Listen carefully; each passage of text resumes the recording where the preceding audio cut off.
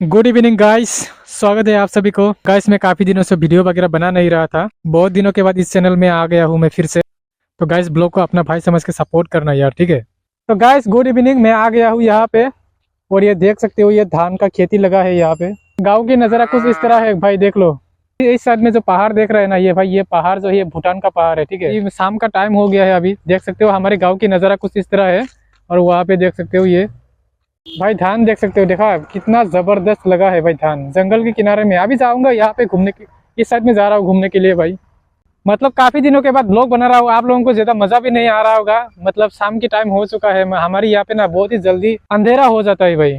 तो out of notice से जितने भी बंदा देख रहे हैं भाई, नोटिस में घूमने के लिए आ जाना। बहुत ही मजेदार मजेदार प्लेस है भाई हमारे यहाँ पे घूमने के लिए। लड़की आ रहा है भाई सामने से, अभी जाएंगे। गाइस मैं आप लोगों को एक बात बता दूं, आप लोगों ने मानस नेशनल पार्क का तो नाम सुना ही होगा, क्योंकि असम का बहुत ही फेमस जंगल है ये। मतलब पूरे इंडिया में भी फेमस है ये। इधर से जाने से मतलब मानस नेशनल पार्क मिलेगा आपको। भाई देख सकते हो भाई, गाँव में भाई पेड़ बेर लग गया भाई।